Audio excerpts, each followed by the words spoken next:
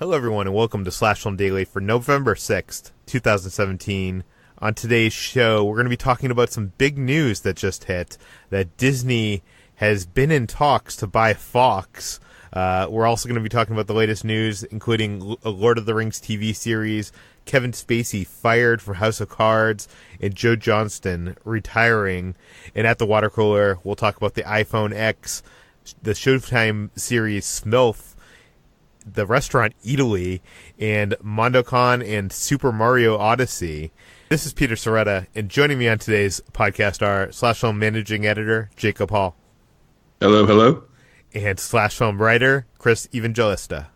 Hello, folks.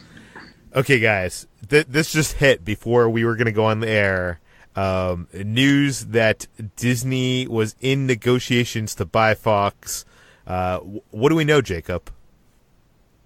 Well, this story comes from CNBC, so it's one of those cases where it's a big news from an actual proper news source, not some geek site, there were rumors of, but an actual real news site who has sources in the business and the industry world, bringing like some really shattering news about the entertainment industry. As Peter said, their story involves the Walt Disney Company being in negotiations to buy a large portion of 21st Century Fox. 21st Century Fox is the company that owns 20th Century Fox Film Studio, Fox Television, and a variety of other companies. And the basic gist is that 21st Century Fox was apparently looking into focusing on being a sports and news company and ditching all the other entertainment things, which means movies, means TV shows, it means animation companies, other networks. It's huge news that this was even a conversation. And according to the article, both companies are no longer talking at the moment, but they've been talking on and off for weeks, and the negotiations could resume. So whether it happens or not, the fact that the conversations happened makes this news, makes something we should keep an eye on. Because Disney CEO Bob Iger has made it seemingly his personal mission to acquire huge companies for Disney. In his tenure, he's acquired Pixar, Marvel, and Lucasfilm, and he's always talking about retiring. I feel like what better way from the final high note from the retire on would be acquiring another movie studio, like not a production company, but a movie studio. That just feels huge, and that would mean, for the record, if this deal did happen, Disney would get 20th Century Fox, the film studio. They would get Fox Television. They would get networks like FX and National Geographic, internationally networks like Sky. They would not get Fox itself. They already own ABC. They can't own a second broadcasting network. But it's just this huge thing, and we're going to go over this in detail, but I want to hear initial reactions from Chris and Peter, because we've been hearing for years about maybe Netflix being eyed by Disney. Disney wanted to buy Netflix before they announced their own streaming service. There were stories of Apple wanting to buy Disney. It's like we've been on the cusp of a huge story like this for a while. Is this that news story? Well, it's weird because Iger is usually going after, brands and characters, is good at acquiring those things for Disney. And this, I don't think, on the surface, is that. No one thinks of that, thinks of Fox movies. Do you know what I mean? But I think it's obvious. I think the first thing that comes to my mind and comes to the mind of most people is Fox owns the X-Men movies, Deadpool, Fantastic Four.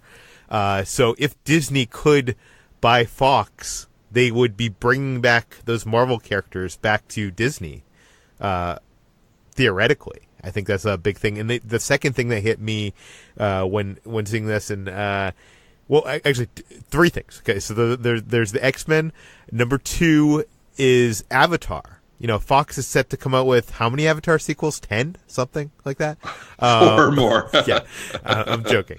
And Disney just built a Pandora a theme park land in Orlando, and there's been rumors that they want to open them internationally. So Disney owning that brand could be one big thing for them. And the third thing that occurred to me is Disney has been talking about the streaming service that they're going to launch in a year and a half. And, if they could add the 20th Century Fox library of movies and TV shows to that streaming service, I think everybody's going to have to subscribe to that. Because now you're talking about, essentially out of, I think John August said, how much percentage of the box office is Fox and Disney? 39% was the stat that screenwriter John August shared on Twitter, which is kind of astonishing. Yeah. So, Chris, what are your thoughts on this? I mean, I don't want to instantly seem like I'm the most negative person here, but I do worry about just the idea of a monopoly where it's going to get to the point where Disney controls like literally everything. And I'm sure people will say like, what's wrong with that? But I do think, a lot of studios have, legacies and stuff. And if we're approaching the point where Disney literally owns like everything, it kind of, I don't know, it just seems a little strange to me that one company will own so much entertainment. And again, I know a lot of people are just going to say, who cares? That sounds great to me. But I don't know, I'm instantly just a little bit apprehensive about the idea. It also does complicate things for people in Hollywood. Jacob, I think you wrote about this a little bit in your article on Slash Film. How does this deal complicate the way people work in Hollywood? Well, even though there are always been traditionally like the big six studios, and there are other smaller options. If you have a movie you want to get made, whether you're selling a screenplay or you're director shopping a project around, you have a certain number of options. You have if Warner Bros. Doesn't want it, take over the Paramount. And if Fox gets out of the movie business entirely, that's another studio out the window. That's one option is gone.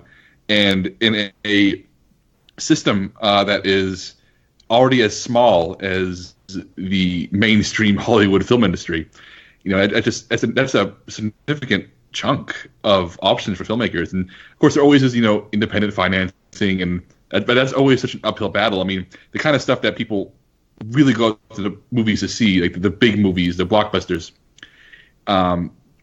it's nice to have those options. It's nice for a filmmaker to have relationships with different studios and studios to have identities.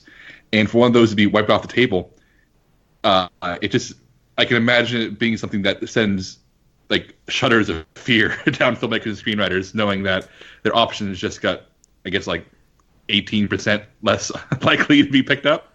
I think that's the initial first thought that I had. And also to the point that Chris was making about a monopoly, one company owning everything.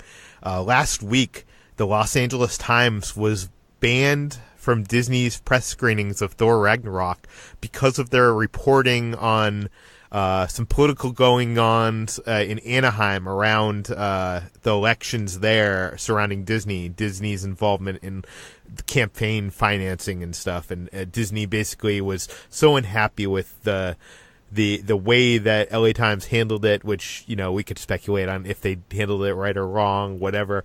We don't. I don't know enough about the situation, whatever. But a lot of people are angry that they basically are denying a outlet like the Los Angeles Times access to screen the movie early to have a review in time for the opening of the release. So if one studio owns everything, there could be, that makes a bigger gatekeeper to be making those decisions. Yeah. Yeah, it's a really bad look for Bob Iger, who I think is actually a really strong businessman who's made some really wise decisions. I mean, I read the LA Times articles. It's really well-rounded reporting. I feel like reading it from the outside perspective, it feels really even-handed, which makes Disney's reaction to it all the worse. And it just, to me, it feels like if this is how Bob Iger handles criticism or press from something that deserves to be reported on, how does Disney react when it owns a much larger chunk of the film industry? And I think it is something to be concerned about. And I think that it's something that should worry movie fans. It should worry movie journalists. It should worry everybody in the industry. And I'm torn because I think Disney makes movies I like. They make theme parks I like. They make shows that I like. They make things that I enjoy very much. But all this makes me uncomfortable, and in a way that I didn't think I would. Chris, I agree with Chris on this, and I agree with Chris that the idea of a movie studio's legacy being threatened. I mean, Fox is an old company; it's been around. This is the golden age of Hollywood, and I don't think Disney's going to tear down the Fox lot or destroy their name. I imagine them living on as a production company if this deal happens. I think we should reiterate that again. This deal has not happened. It is still in discussions. I would imagine that if this deal were to happen, they would keep Fox along as like its own thing underneath the Disney corporate umbrella, kind of, Marvel is something under the corporate. Do you know what I mean? Like it would be its own. I would assume. These are assumptions by me. I could be totally wrong, but I would assume that that Fox would have their own president of production, and it would all be be its own thing. One thing that's exciting to me is I loved Touchstone Pictures. Disney had this. I mean, I guess they still do have this brand. They released some of the DreamWorks movies through Touchstone. But they used to be very active in releasing kind of adult movies. And I don't mean porn movies, but I mean movies more for adults. Some of Wes Anderson's earliest films were produced by Touchstone Pictures, a Disney company. Movies that you wouldn't think would be, of the Disney brand, Pretty Woman and stuff like that, were produced by Touchstone Pictures. So it's exciting to me that they could get back into that. And it also is exciting to me that this X universe could, combine with the Marvel Cinematic Universe. But yes, it does worry me a bit, the concerns that Chris raised. But do you think for consumers at large, would this be a good thing or a bad thing?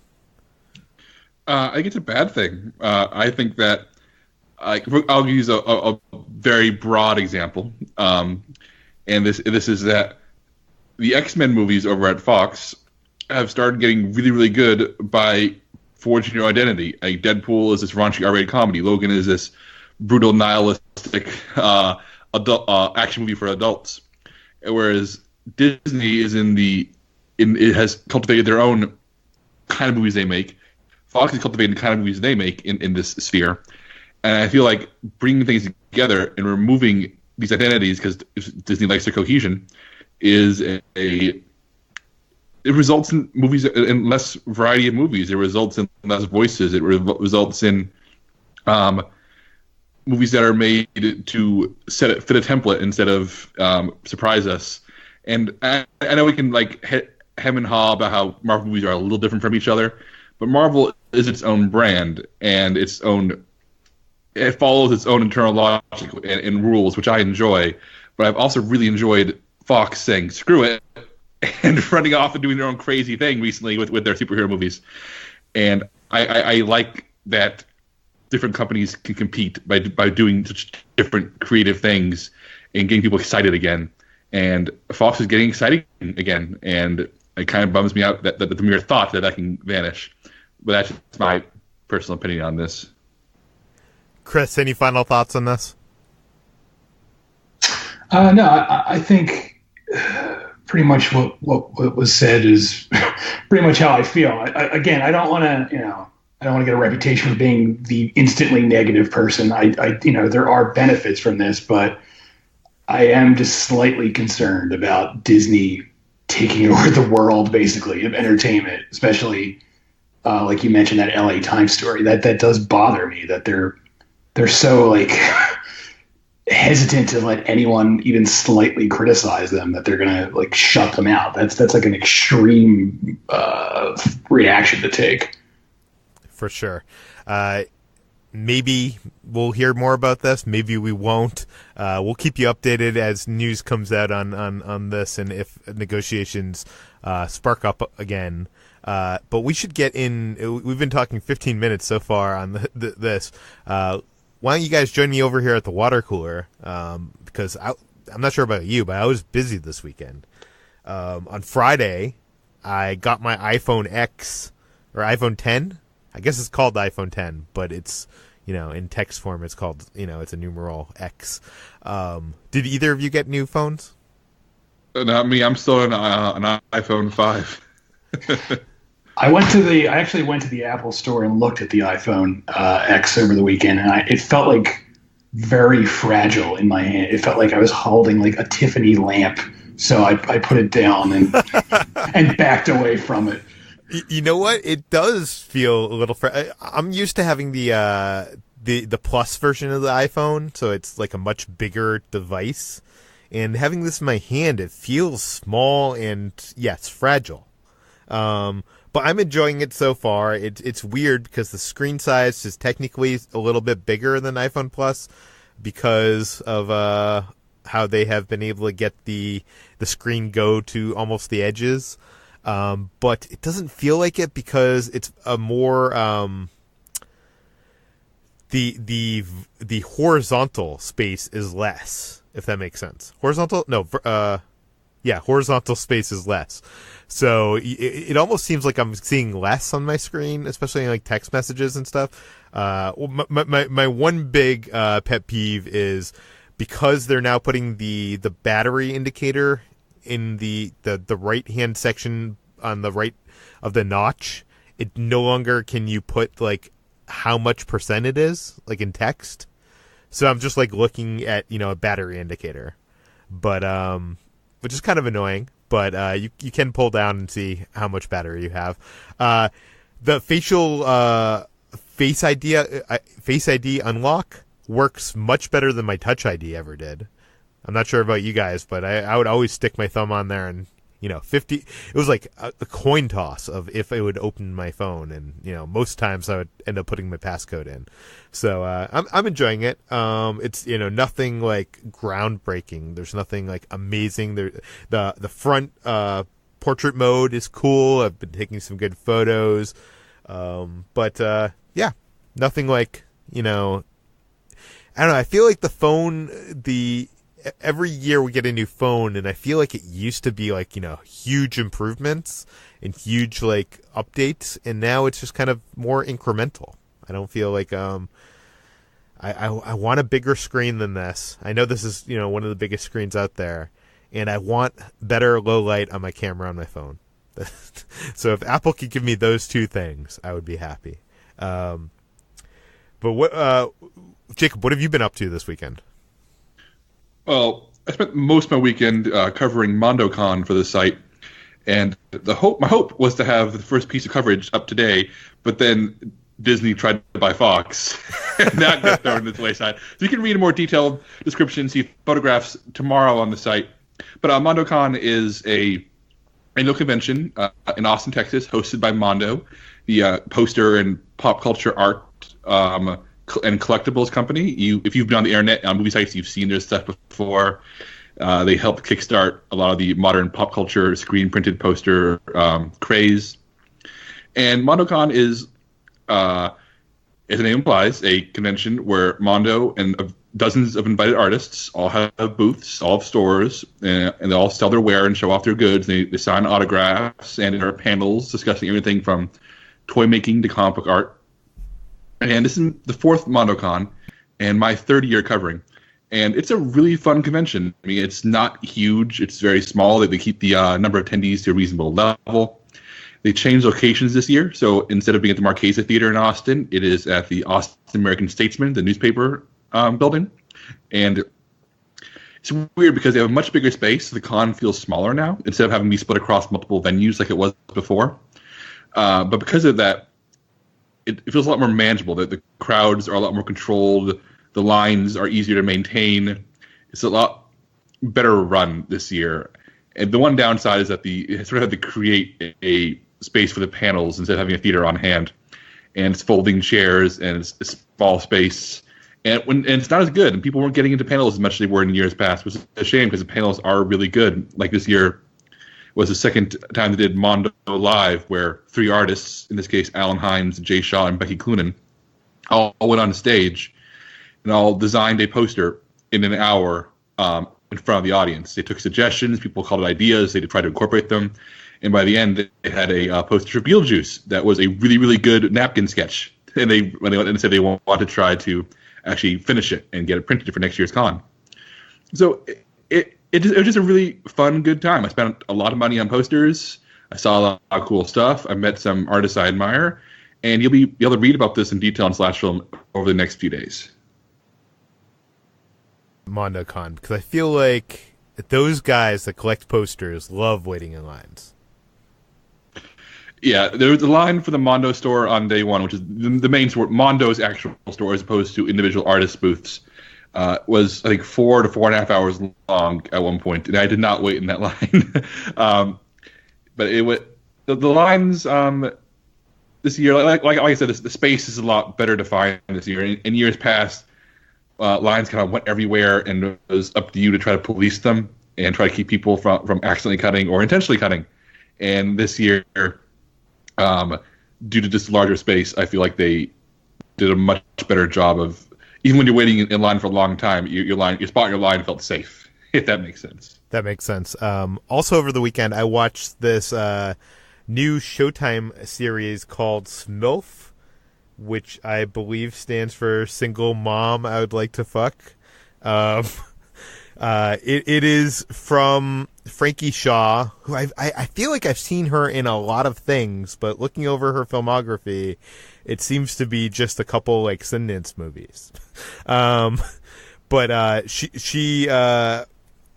she created this show. She stars in this show. She plays a single 20-something-year-old mom struggling to find a happy work-life balance. You know, she has a kid, and you know people want to get in relationships with her, but the kid situation is complicated. It started, I guess, as a Sundance short film at Sundance, and they adapted it into a series. You can definitely feel that. It has the feeling of like I feel like these modern gritty kind of comedies, like Girls or what's Donald Glover's show called? Atlanta, or I guess even Shameless, which is another Showtime show. It is a little raunchy. I would recommend it. It does have some nudity, so it's not something to watch with the family. But I enjoyed it. I want to see where it goes. You know, it seems like it shows some promise. And you've been playing some video games over the weekend. Yes, when I was at MondoCon, I finally was able to break out Super Mario Odyssey from a Nintendo Switch. That game's a joy. It's as if somebody found a way to make an antidepressant into a video game. It is colorful and fun and funny and so charming.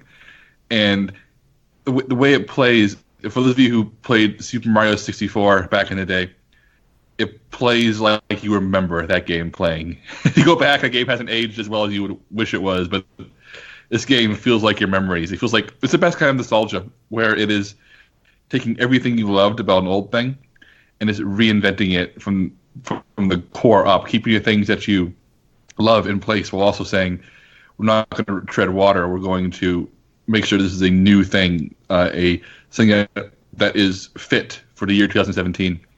And it's just, I like getting lost in it. It's so vibrant and alive, and it has those traditional Mario touches. The platforming is very similar. The controls are similar. The color scheme is classic Mario. But the world feels so alive and lived in. It feels different. I'm watching my girlfriend Kitra play this, and like, you know, all the levels seem very different than anything I've ever seen in Mario. And that whole mechanic of him putting his hat on things and being able to, it's so genius. It's yeah, and it's very much a puzzle game. As Peter said, the new mechanic that they've been putting kind of forefront of all of it is Mario can now throw his hat and take over certain enemies and objects, and that means, like, you know, taking over a Goomba, the traditional like gumdrop shaped Mario enemies, and like forming a stack of Goombas to reach a new area, or taking over a T-Rex, an actual Jurassic Park-esque T-Rex, and using to smash down a wall. And knowing that you can take over certain things in your environment makes like even if you like say, oh, I'm not good at jumping from place to place, you know, on dexterity to do the hardcore platforming of some Mario games, you don't even need to do that as long as you like know how to do like basic puzzle solving or exploration. It's really open and inviting. I always liked it about Mario. I've always liked how even when it was at its most difficult, I feel like it feels timeless and for everyone. And this game feels timeless and for everyone. Peter, is it fun to watch? And my girlfriend, I'm sorry, my wife, she's going to listen to this and get so mad at me.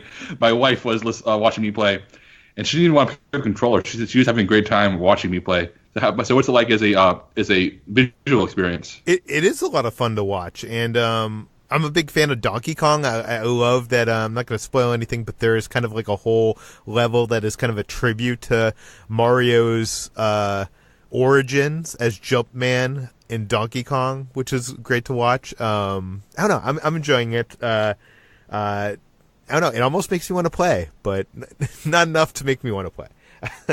I should say also what I did this weekend is I went to Eataly, which is this kind of Italian marketplace. It's like a group of restaurants, kind of like, it's almost like one of those food halls, I guess, is what's popping up around America now. And there's one in New York that's really famous. They just opened one in Los Angeles at the Century City Mall, and I went there and waited in a really long line to go, try out some of the food on opening weekend, and it was fantastic. One of the chefs that was running one of the eateries in there stopped me. It was a reader and listener of the podcast, so that was cool. And also I went to a magic convention this weekend, which is essentially a small ballroom of a hotel where a bunch of people like have tables and sell magic stuff, for magicians. It's the only thing I wanted to say about this is it's interesting because the world of magic and magicians, like, you buy these tricks usually based on these videos online, and you don't usually know, they don't want to give away the secret to the trick. Because, magicians are so, they don't want the lay people to know how this stuff works. So they don't even want the other magicians to know how this stuff works. Because sometimes they're selling you a secret that they know that you're not going to be able to use. And you pay the money for it and you get it and you're like, I can't use this. I wish I knew this is what this was because I can't do this sleight, or I can't. Does that make sense? Yeah. The great thing about this magic convention was you pay some money to get in, and all the dealers there were showing their stuff, and then they would show you how it works. And it would be like, oh yeah, I could really use, that wallet for this, or I could use this, routine in this part of my act, and whatever. And because you could see how it worked, and it was really cool. I almost wish all of magic was this kind of open to being like, this is what you're buying. It's the only industry, I think, where you buy stuff and you don't know, you're not told what you're actually buying. You're not told what the gimmick is, and then when you get it, you can't return it when you're unsatisfied. So, yeah. But let's get into the news because we are running late on here. We have a bunch of news to talk about. Let's start up first with some news that broke over the weekend that Amazon is planning a Lord of the Rings TV series. Chris, you wrote this up. What do we know? Yeah, so this broke late Friday night, and word to breaking news, please don't break late Friday night, because that means I have to come in and write about it. But thank you for doing so, by the way. Yes, but Amazon is, so basically Jeff Bezos, who is the richest man in the world and also the CEO of Amazon, a few months ago told Amazon, he basically said he wants his own Lord of the Rings he wants his own Game of Thrones for Amazon. He wants his own version of that show, basically. And it looks like the way they're going to do that is by turning Lord of the Rings into an Amazon TV show. There aren't a lot of details about exactly what they're doing, if they're going to literally go back and remake basically what Peter Jackson did, if they're going to take stuff that he didn't actually tackle and turn that into a show, because as great as those Peter Jackson movies are, they actually do streamline the stories a lot and leave a lot of stuff out. And then, of course, there's stuff that was published posthumously that is also set in Middle Earth. So it could be any of those things. It could be none of those things. Who knows? But one interesting thing that came about in the story is that Jeff Bezos is actually personally involved with trying to get this deal landed, which normally doesn't happen. Usually, CEOs delegate that stuff, but he's apparently so much into this idea of making this a reality that he's like down in the trenches trying to make it happen. Now, Jacob, you're a big Lord of the Rings fan. I'm not a huge Lord of the Rings fan. What do you think of this? Like, what could this be? Like, do you think people want to see a new adaptation of Lord of the Rings told in, the first season is the first half of, or is the first book? Like, how is it going to go? I guess I do love Lord of the Rings. There are people out there who know their Tolkien back and forward, all the appendices, all the histories. I do not know that. I just have to speak for a slightly more broad sense of his work, which I do really like. I've read The Hobbit, I've read Lord of the Rings, and I'll talk about a book that I have not read, and that's the Silmarillion, which is it's a collection of writing published posthumously that is about more or less the history of Middle Earth, more or less a very, very extended prequel. But it reads like a math textbook or a bad history textbook, rather. There's no way to adapt that into a show. It is. So, but I don't think we're going to see a Lord of the Rings TV show. I don't think we're going to see a Lord of the Rings trilogy TV show. I think we're going to see material like this, like the Silmarillion, like the appendices for Lord of the Rings, which describes all these epic battles and coups and intrigue and figures of great power clashing in a, dare I say, Game of Thrones-esque way. I don't think there's mileage to be gained from saying, oh, here's Frodo, but now he's for 6 seasons instead of 3 movies. I think that we're going to see a Middle Earth TV show rather than a Lord of the Rings TV show. And I think we're going to see a lot of Tolkien's other writing used as a basic template where the new writers and directors and actors will say, okay, we have this boring blank history, this series of events. How do we humanize this and make it into a compelling TV show? I will put money on that being what this show is. Now, do you think they can pull this off in an Amazon television series budget? I think that Jeff Bezos, being the richest man in the world, and if he is personally involved, will make it happen. Yeah. Whether it's good or not, I think they can make it happen, and they'll make it look good. But I guess the thing about Game of Thrones, though, is that Game of Thrones has not always looked as good as it does now. But back to season 1, when battles were skipped and dragons were kept in baskets in season 2, so you'd have to see them. And it took 7 years and a lot of audience goodwill to get up to that point. So I'm curious if Jeff Bezos and Amazon will say, screw it, let's start with the Game of Thrones season 7 budget, because that's what people expect now.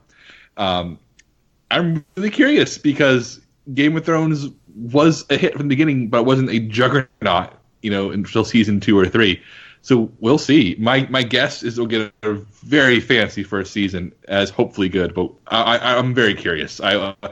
Amazon needs this. Amazon has been throwing so much money at so many projects that have not worked out. I mean, There was a story a couple months ago about how they spent $100 million on Woody Allen's TV show that nobody watched. $100 million. It's just an insane number for a Woody Allen TV show that nobody watched. That is absurd. And I think Amazon has been tightening their belt lately and saying, okay, how do we make this work? And I think that by tightening their belt, they realized, okay, let's unleash the belt for things that actually deserve that kind of money. Okay, let's move on in the news. Last week we talked about Kevin Spacey and the allegations against him by someone who is accused of sexually assaulting him as a child many years ago. Since then, a lot of more allegations have come out. You've been covering the story for Slash Film. Give us the latest. What is going on with Kevin Spacey, and how is this going to affect House of Cards? I guess the quick timeline for those of you keeping track. There was on October 30th was when Netflix officially responded to the allegations against Kevin Spacey. By the way, they were fast in responding. They shut down production right away. You see companies like Alamo Drafthouse, no offense to them, but they didn't even shut down for a day with this, the stuff that came out with them. I know this is far more serious, but I don't know. Good on Netflix for instantly coming in and doing something. Yeah, you say no offense to Draft House. I will say all offense to Draft House. To say that as a local who goes there without all day, they can take a lesson from how quickly Netflix reacted here. But on October 30th is when Netflix responded and shut down production on House of Cards to investigate. On October 31st, the next day, Netflix indefinitely suspended the show and conducted a more thorough investigation. And during this time, we started hearing more people coming forward about Kevin Spacey creating a toxic work environment, about harassing young men on the set, particularly PAs who didn't have the power to actually do anything about it. And on November 3rd, Variety reported that Kevin Spacey has been suspended from the show. They initially reported he'd been fired, and that was inaccurate. But, as they point out, it is in Kevin Spacey's contract that before he can be fired, he must be suspended. So Netflix appears to be setting up Kevin Spacey to be fired, but taking the legal steps to make sure that happens due to the terms of his contract. So the question now is, we knew that House of Cards was going to end with season 6, and how do they finish the show, or will they finish the show without Kevin Spacey if they fire him? And that brings us to another story this is also Variety, reported that the producers and writers of House of Cards are considering killing off Frank Underwood, Kevin Spacey's character, between seasons. And that's going to come as like a big shock, I think, to a lot of people, especially people who maybe don't follow industry news, who aren't aware what's happening to Kevin Spacey. That a major character, the lead character of the show, vanishes between seasons, dies off screen. But I'm going to paraphrase entertainment writer Mark Harris, who tweeted this. We said that this is an appropriate message because it tells abusers and it tells people who've harmed others that not only do we not need or want you, but we can erase you. You are not wanted here. And that's the right message to send. And it's going to make House of Cards a lesser show in the end, which is a small thing to think about. I think in 20 years, House of Cards will not be as good of a show because of firing Kevin Spacey before the final season. Yeah. But right now, the impact of doing this is so much more important than a damn TV show. And I think it's the right thing to do. For sure. But back to the TV show, I do want to say that, if this had happened, this decision to happen, a few years ago of, killing off his character, I think viewers of the show would have been a lot more shocked. Now I think the show has become more about the Underwoods, not just about Frank Underwood. And last season, I don't want to get into spoilers, but it becomes more about Claire Underwood, the character played by Robin Wright. And I could definitely see the last season being about her and not having to be about him. It's just going to be interesting because how do you kill off a character like that and not have people on the show mourning his loss in a place and time where you are Netflix and don't want people to be, reverential of the character of the guy that you fire. Do you know what I mean?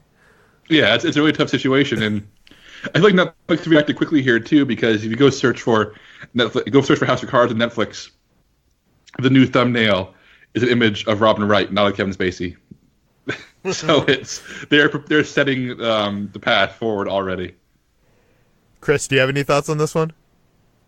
I think honestly, obviously it makes sense to get rid of Kevin Spacey at this point on that show, but I actually think it could actually make for a stronger final season. I